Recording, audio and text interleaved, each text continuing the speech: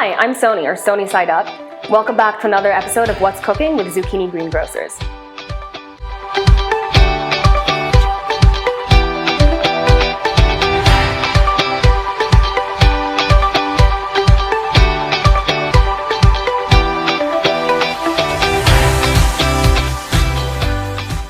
Today I'm going to make a super easy pesto that you can make at home. I got all these ingredients online at Zucchini Greengrocers. All of these groceries were super fresh and delivered within 2 hours. So I've got my pasta going in the back. The great thing about pasta or cooking rice is that you never know how much you're going to get. It's all cooking with the heart. So I'm not going to try and cook for one. I'm going to meal prep for the week and make probably enough for 4 or 5 meals. So I've got my cleaned basil here. Just going to chop off the stems. I'm just gonna throw it into this little cup of the NutriBullet. I actually got a NutriBullet 2 years ago, and I love it because you can make sauces, you can make smoothies, pesto. I even use it to like grate cheese, all sorts of stuff. I'm a huge garlic fan. I think cooking with onions, garlic, salt, pepper, always a must. So I'm gonna throw in 2 cloves. I'm also gonna eyeball maybe around half a lemon. I like my pesto quite zesty, but you can obviously do it to taste. There we go. And then I'm going to measure out about a 1/4 cup of pine nuts. You can always toast them before to get a little bit more of a nutty flavor. You can also substitute it for like cashew nuts, almonds, sunflower seeds, I mean, just about everything. But pine nuts are obviously the OG nut.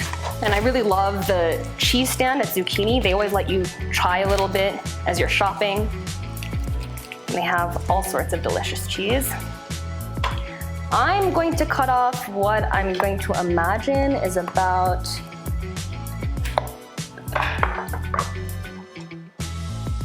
2 tablespoons. Again, it's all about doing it to taste and cooking with your heart. The first time I actually made this pesto recipe, I was doing like a pasta week cleanse on Instagram where I ate pasta only for 7 days for science and for the people, obviously.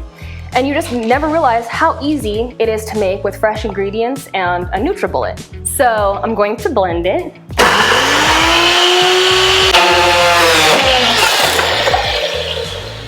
And that's how you make pesto.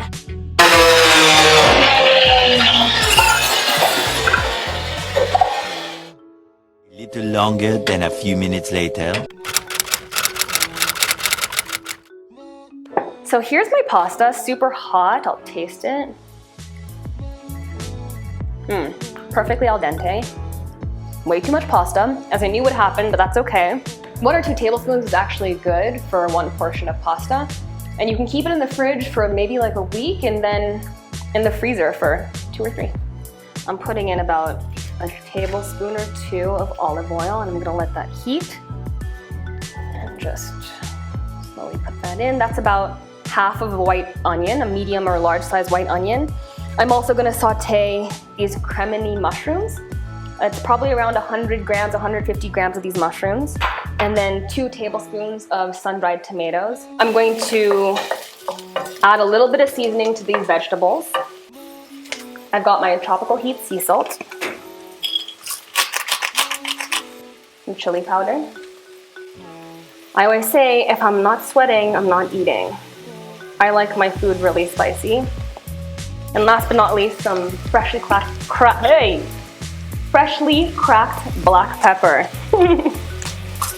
So you can see the onions have gotten some nice color and the mushrooms are kind of soft to the touch.